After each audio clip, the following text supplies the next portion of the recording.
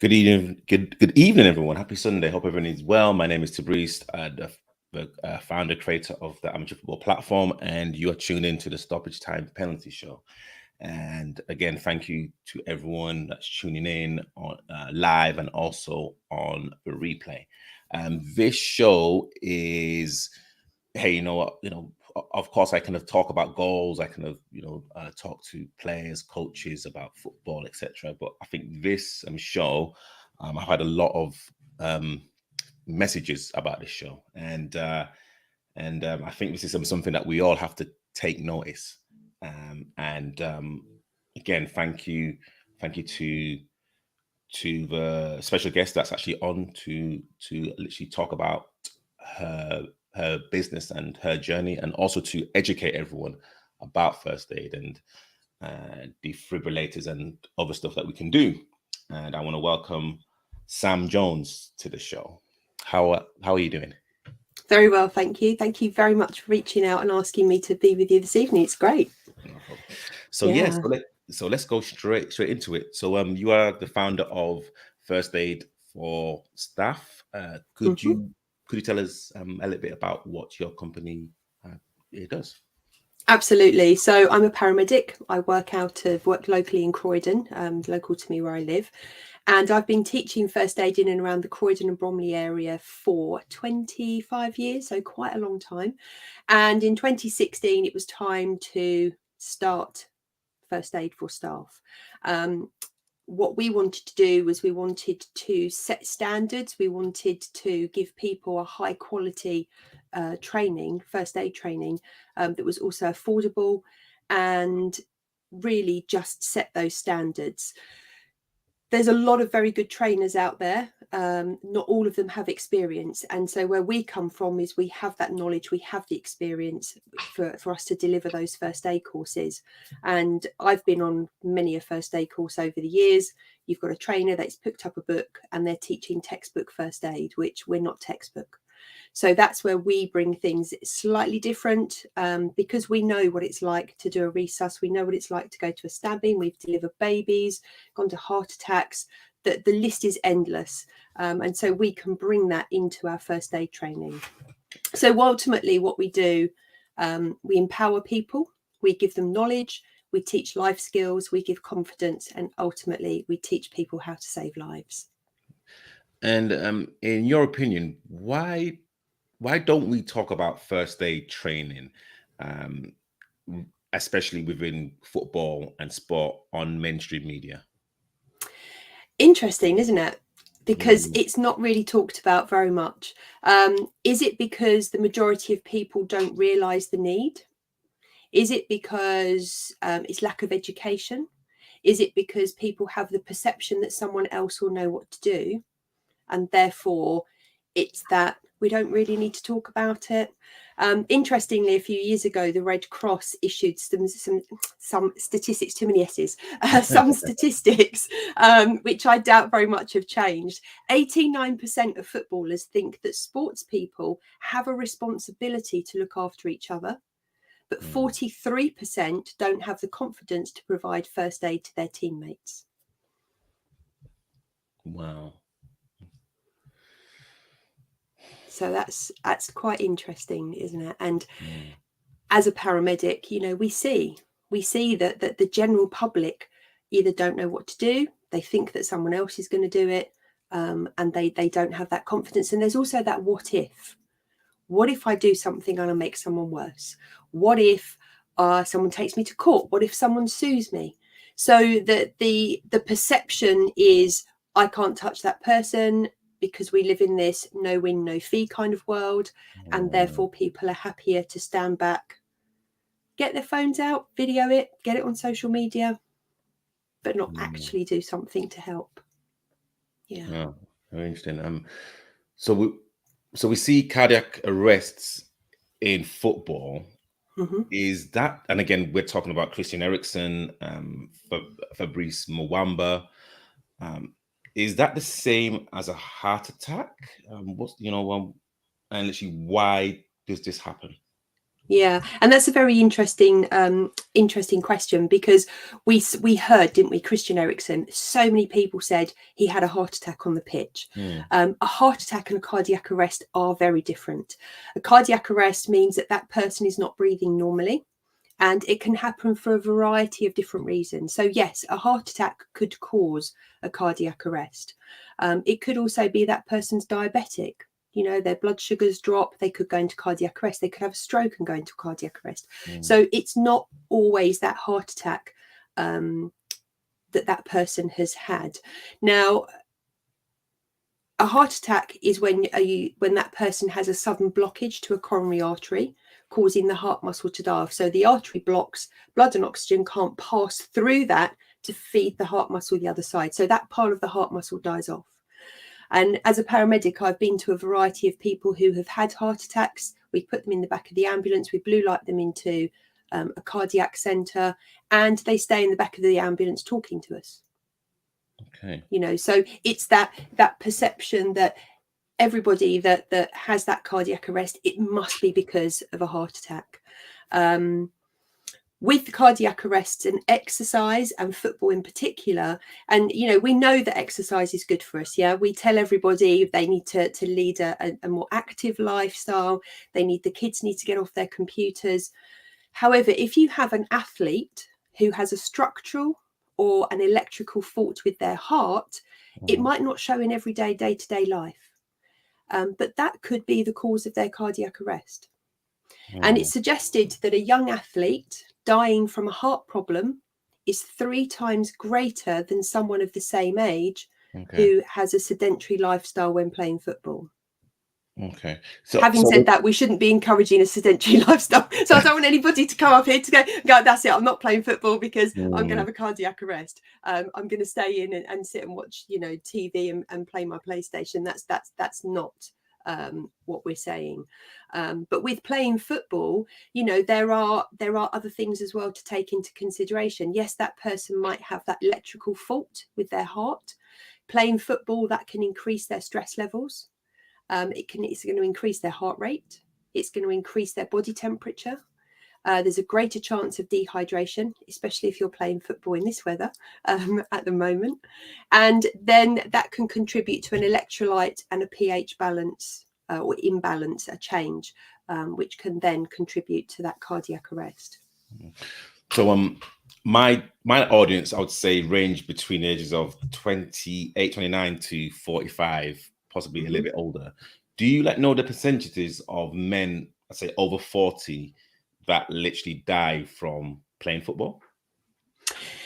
It's hard really with over 40s. Now, what we do know is that sudden cardiac arrest kills approximately 600 young people under the age of 35 every year. When we start to look at people over the age of 40, the problem is that there's a higher risk of heart disease. So it's difficult to know, was it heart disease that caused that person to go into cardiac arrest over the age of 40, or was it, you know, the fact that they've got a structural change or a fault with their heart, and that they were, you know, playing football, and that's what caused them to go into cardiac arrest.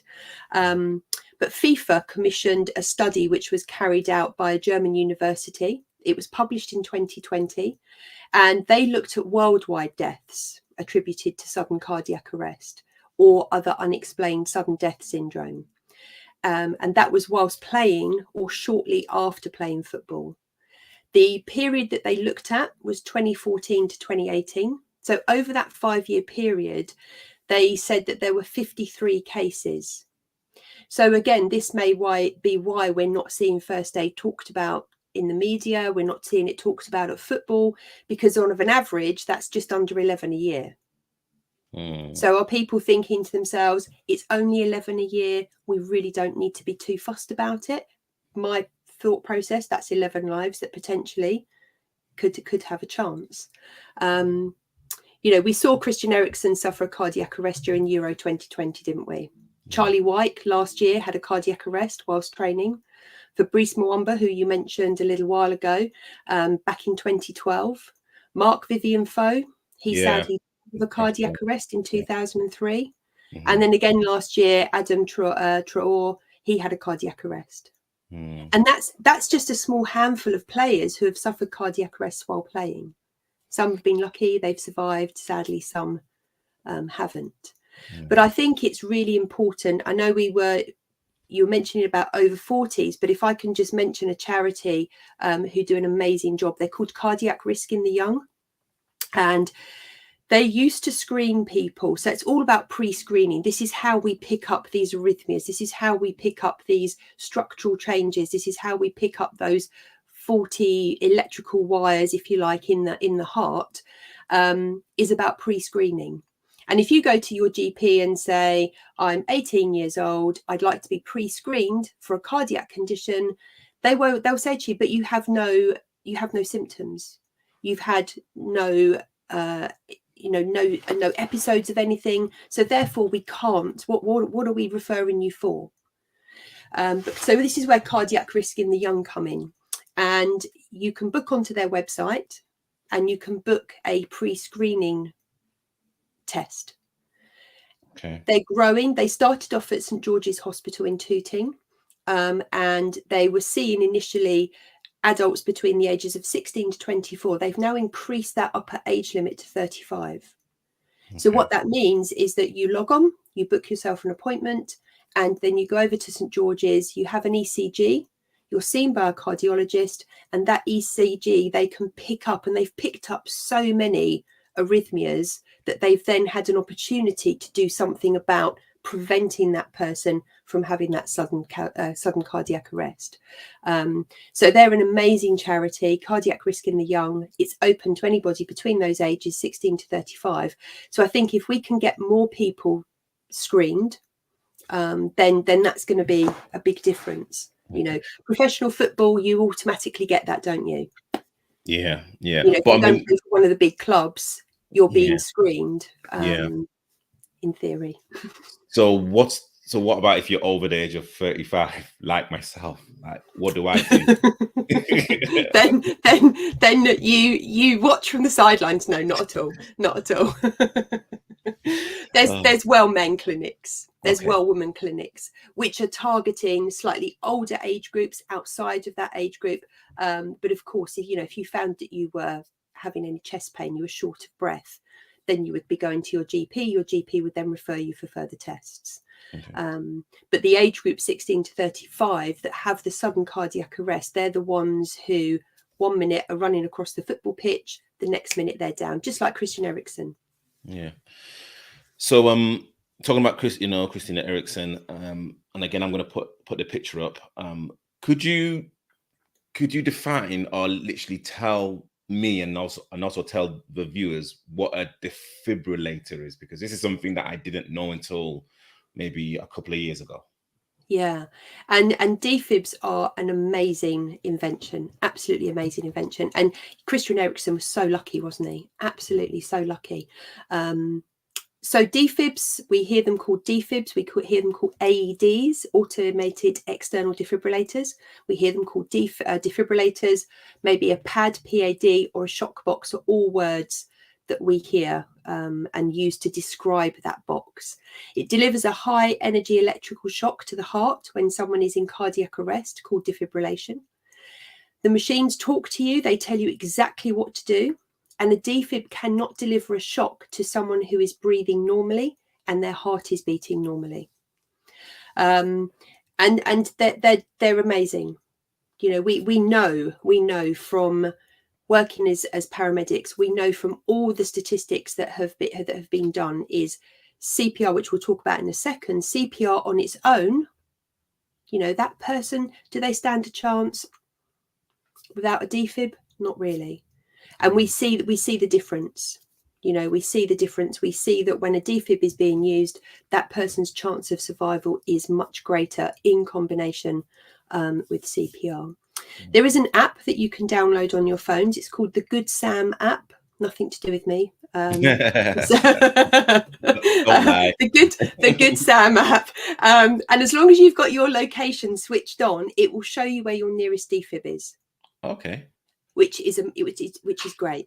Obviously, if you phone, sorry, say that again. Could you repeat the app name again? Sorry.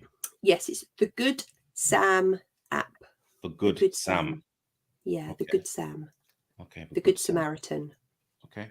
Yeah.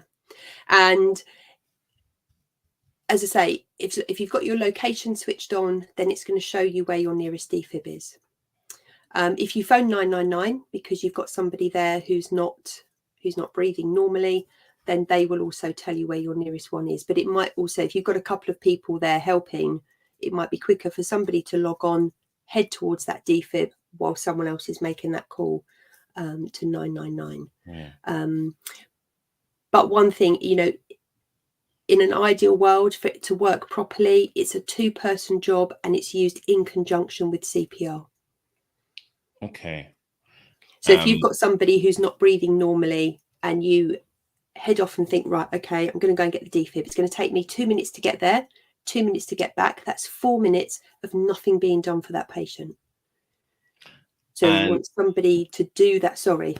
No, sorry. So and because when you're talking about first aid and CPR, and again, I'll be absolutely honest with you, I don't know if any of my teammates are trained in first aid or CPR. In your opinion, how many people should be trained in a team? In my opinion, everyone. Yeah. Everyone. Okay. Because let's say you are trained. Okay, you are trained. You are the person who has been on one of my courses and you can do CPR. God forbid, what happens if you're the person that needs CPR? What happens if you're not playing that week because you're on holiday?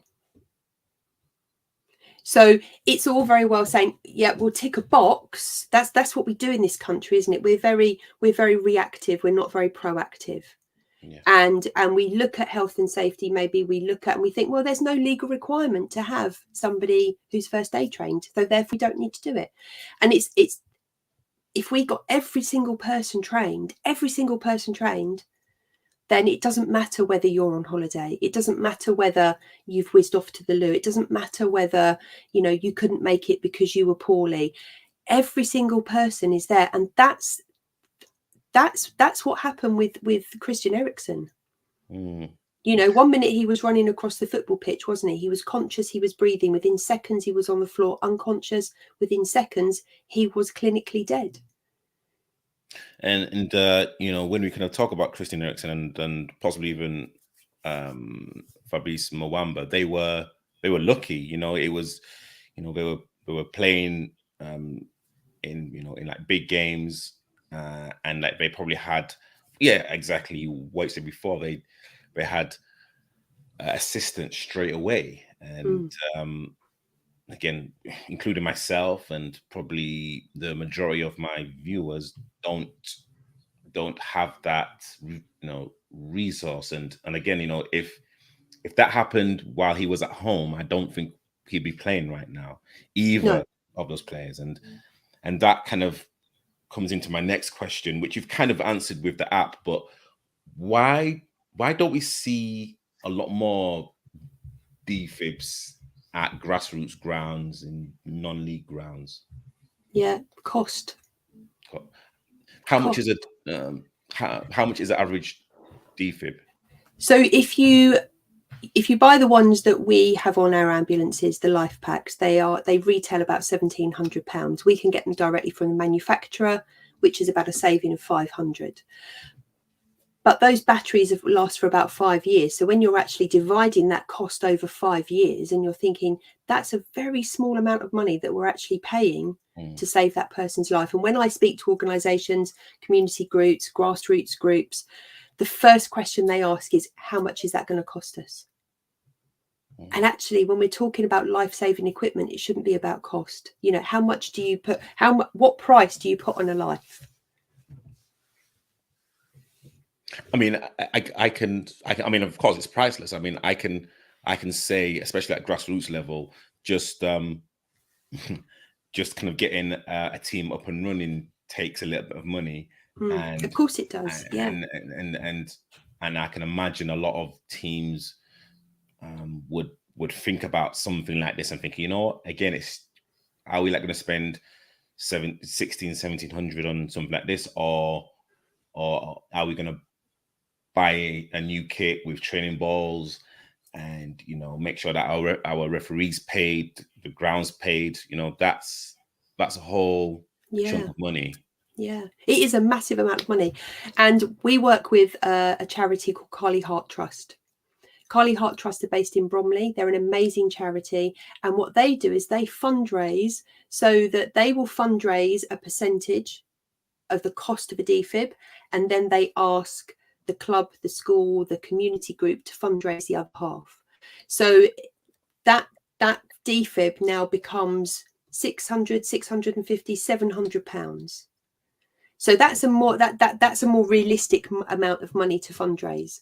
And as well as first aid for staff, which looks after kind of corporate side of first aid, we run courses for the workplace. We do individual courses. But last year, back in June, I set up a community interest group called First Aid for All Training. And the idea behind that is that we can get funding, we can get grants, we can get sponsorship, and we can go in and we can teach first aid to our grassroots groups for free. So that will then give them that training where they think, okay, if I've got to get a defib, how much is it going to cost me then to get the training on the top? Working with Carly Hart Trust, we can reduce the cost of that defib. And we can also do fundraisers. So if you've got a community group, you've got a grassroots football group, let's say in Tooting, all those people that come may know 2 other people. So we do a fundraiser, a 3-hour first aid fundraiser. They pay a per person price. As long as we cover the resources that it costs us, then that community group get the rest. So again, there's ways that we can work with groups, we can work with clubs in order to get more people first aid trained, get defibs in, and actually give them those life-saving skills. Amazing. So again, let me just repeat, you can go into grassroots clubs and do first aid training for free? Yes. So we can get some funding. We can do fundraisers, so they can do some fundraisers to cover the cost of that defib. So yeah, there's lots of things that we've been looking at that will help us, you know, in order to teach first aid.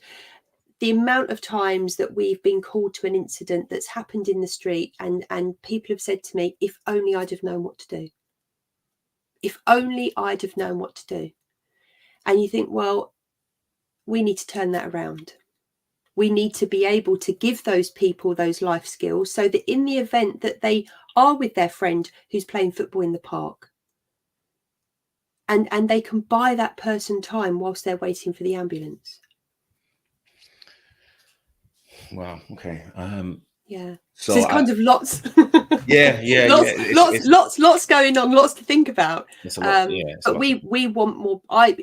Selfishly, I want more people in Croydon and Bromley and the surrounding areas first aid trained, so that these kids, these adults, they have that chance. So a scenario here, playing a game on the football pitch and someone collapses. I'm not first aid trained, or I'd say, you know, everyone on the pitch isn't first aid trained. There's no defabs around. What could we do to at least give that person a fighting chance? Yeah. So good quality, effective CPR. And what is CPR? And again, I mean, I guess it's probably a kind of a loaded question. Do you think it's been trained enough at grassroots clubs? No. In a word, yeah. No. I mean, CPR is cardiopulmonary resuscitation. It's a technique, it's a skill that we teach on all our first aid courses. CPR buys that person time, it gives them a chance, and in effect, you are that person's life support machine. You're doing chest compression, so you're pushing blood around the body to keep the brain alive. You're doing rescue breaths to get oxygen into the lungs. That then dissolves into the bloodstream. Then we start the process again. Chest compressions to get that blood circulating around the body to keep that brain alive. And that is the aim of CPR. We need to keep that brain alive. And lots of people think, you know, oh yeah, the paramedics will be here. That's great. We turn up in a yellow box with blue flashing lights. All this equipment comes out. We go onto the football pitch and it's like a mini hospital. You know, we can stick cannulas in people's arms. We can stick tubes down their throats, all those things. But actually, if there is no CPR in progress when we get there, that person doesn't stand much of a chance. So it's actually the general public that are the key to someone's survival. So no pressure. No pressure. And it's them that save lives. It's not us. You know, I don't save people's lives, because if that isn't there, then that person has less of a chance. And if you've got 3 cardiac arrests that all get phoned in at the same time, okay, in 3 different parts of London, let's say, you've got one patient who is receiving no CPR. There's nothing going on at all. You've got a second patient, CPR is in progress. You've got a third patient, CPR is in progress with the use of a defib. If there's only one ambulance to send to that patient, they're going to send it to the patient who has CPR in progress with a defib, because that person, sadly, is more viable. So in answer to that question, are enough people trained? Absolutely not. Ambulance waiting times are on the increase. You know, so my personal opinion, which I've already said, is that we need more people CPR trained. We need more defibs. And we know, as I said earlier, you know, 12 young people die every single week. 12 a week. You know, and if we have more people CPR trained, if we've got more defibs, they stand a chance.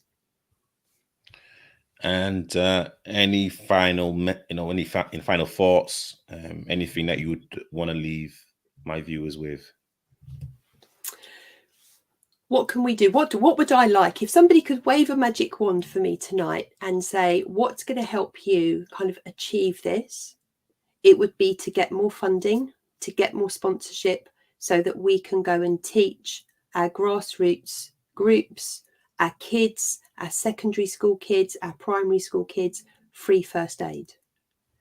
And yes, the government have said first aid is available to all pupils, but who's going to teach it?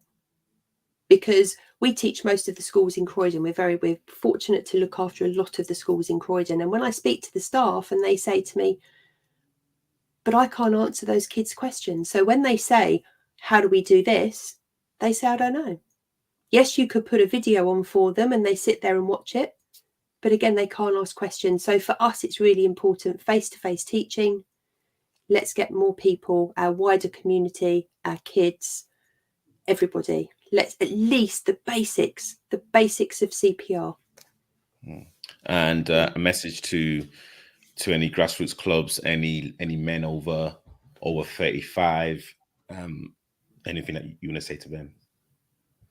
Grassroots groups, cool. Get you know, let's talk. Let's do some fundraisers. Let's get some defibs out there. Let's work with the charity Carly Heart Trust that we work with.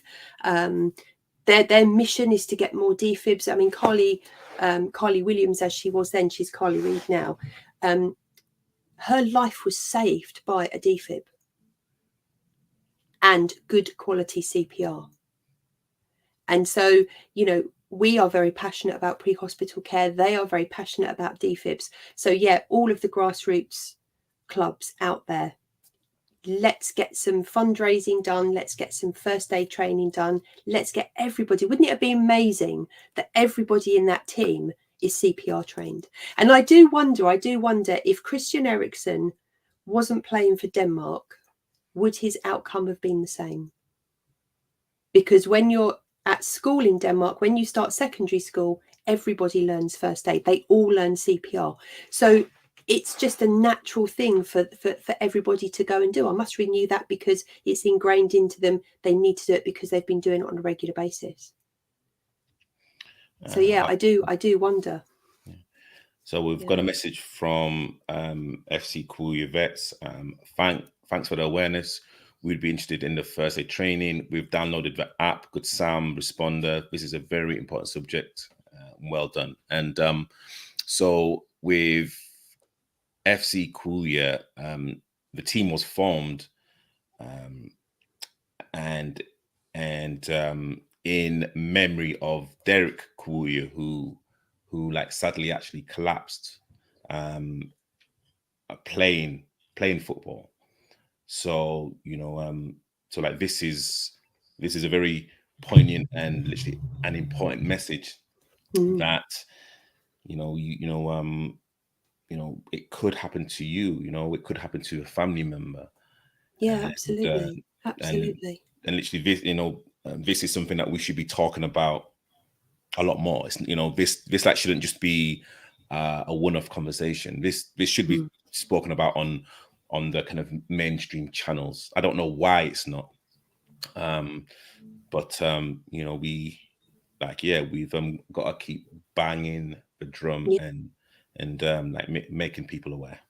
Yeah, and just with the amount of footballers that have gone into cardiac arrest whilst playing football, they're our ambassadors. They're the ones that need to be coming on board with us and kind of getting that message out, because they're big names. They've got big followings on social media. People will listen to them. And if it hadn't have been for CPR and defibs, their lives would have been very different. Yeah. And I totally agree. Yeah. And regarding contact details, how can people contact you and also your business? So we have a website. We have an email address. I think you've got there we go. firstaidforstaff.co.uk. Email us at info@firstaidforstaff.co.uk.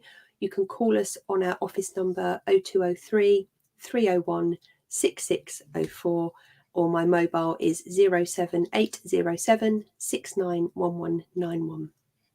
And I've just noticed, Tabriz, I've been upstairs. I shut the bedroom window up here. I'm in my son's bedroom because his kit's better, and I shut the window because there was a dog barking, and I've slowly turned into the colour of my shirt.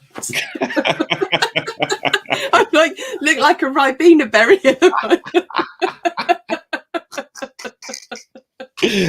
Oh, brilliant. Oh dear. Blend into my t-shirt. But yes, so they're our contact details, absolutely, and we would love to work with more community groups. We'd love to work with everybody. Let's get more people first aid trained. Yeah, great stuff. And please, people, screenshot this. Either DM me. Again, I'm kind of fully involved in this. This is just amazing. And yeah, honestly, we kind of thank you. And again, FC Coolya. This is just a subject that just needs to be talked about a lot more. Definitely. Yeah, absolutely. Yeah. And let's see. I mean, I don't want anybody to go away with false hopes, because we can't save everyone. That's a fact. We cannot save every single person, but what we can do is we can give them a chance. We can buy them time. Sam Jones, founder of First Aid for Staff, thank you so much for coming onto the show and actually sharing your knowledge. And I want to thank everyone for watching. We'll be back next week, Sunday, with some more football content. Again, please like, share, and subscribe. I'll see you guys next week.